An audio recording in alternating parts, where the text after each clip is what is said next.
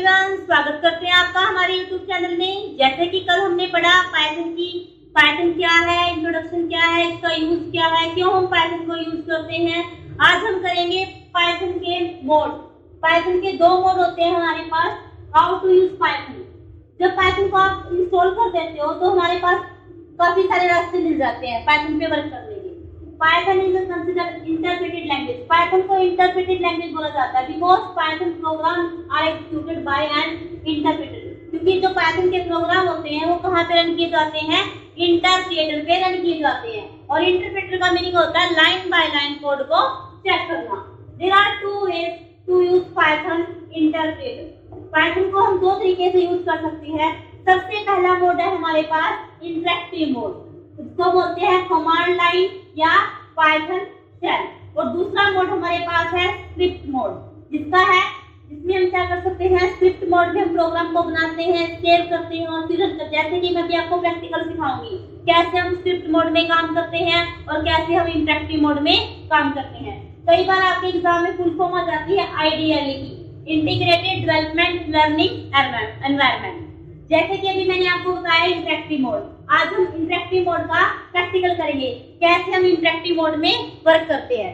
जैसे कि सबसे पहले जब हमने पाइथन को इंस्टॉल किया था उसके बाद हमने चेक किया था कि पाइथन हमारे पीसी में है या नहीं।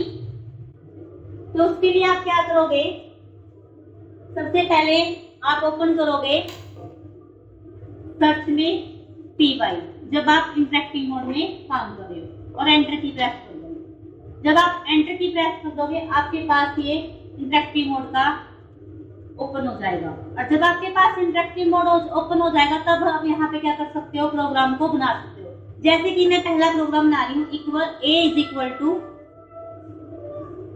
Welcome in JDP.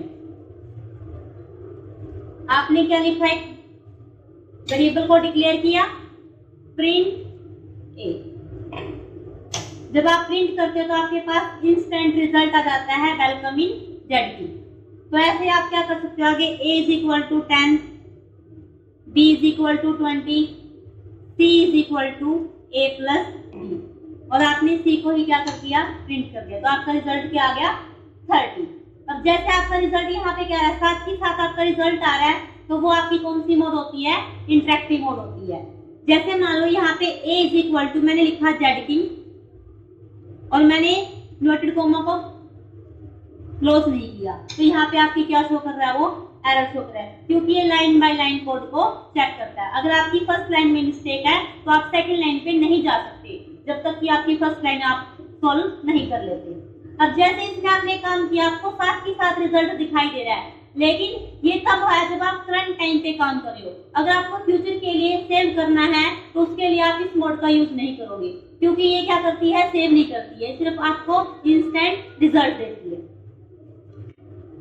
जैसे कि भी हमने क्या किया, इंटरेक्टिव मोड को यूज किया। अब हम करेंगे स्क्रिप्ट मोड। स्क्रिप्ट मोड में मैंने क्या बताया था आपको कि आपको प्रोग्राम को बनाना है, सेव करना है, फिर रन करना है, तो उसका भी प्रोसीजर है जो भी मैं आपको एक्सप्लेन करूंगी, कैसे आप प्रोग्राम को बना सकते हो स्क्रिप्ट मोड के अंदर।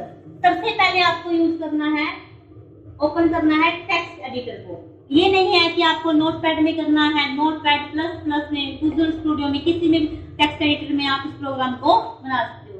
जैसे कि यहाँ पे हमारे पास क्या है, नोटपैड है, तो मैं नोटपैड को ही ओपन कर लेती हूँ। जब आप नोटपैड को ओपन करोगे तो आप यहाँ से क्या लोगे, फाइल में जाओगे और न्यू टैब पे ओपन करोगे, आपकी एक नई फाइल आ जाएगी। जैसे कि भी मैंने यहाँ पे लिखा a इज इक्वल टू, जैसे कि जो एग्जांपल मैंने इंटरेक्टिव मोड में लिया था वही मैं आपको स्क्रिप्ट मोड में लेके दिखा रही हूँ कि वो वर्क कैसे करेगा।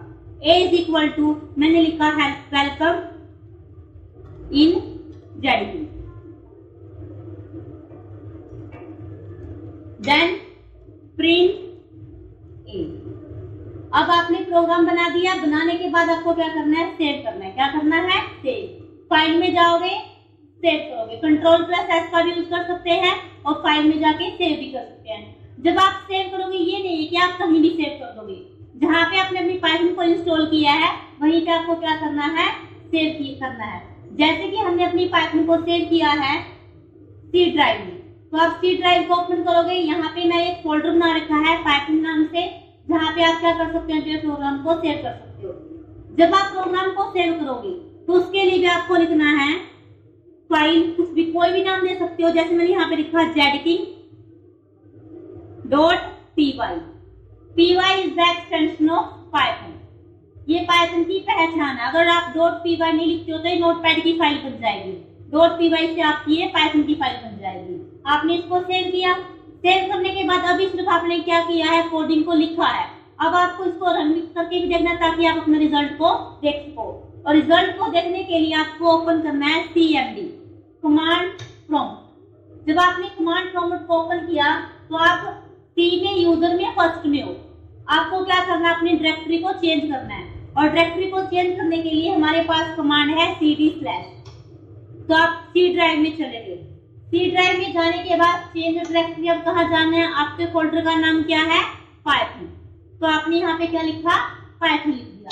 लिखने के बाद जिस नाम से आपने फाइल को बनाया है उस फाइल का नाम यहाँ पे देना है। जैसे हमने लिखा था zking, क्या लिखा था, zking.py। .py क्या थी, हमारी एक्सटेंशन ऑफ पाइथन। जैसे कि आप रन करते हो तो आपका आंसर क्या आता है, वेलकमिंग zking। तो ऐसे आप कमांड प्रॉम्प्ट पे क्या कर सकते हो, अपने रिजल्ट को देख सकते हो। लेकिन अगर स्क्रिप्ट मोड में आप काम कर सकते हो तो फ्यूचर में आप देख भी सकते हो।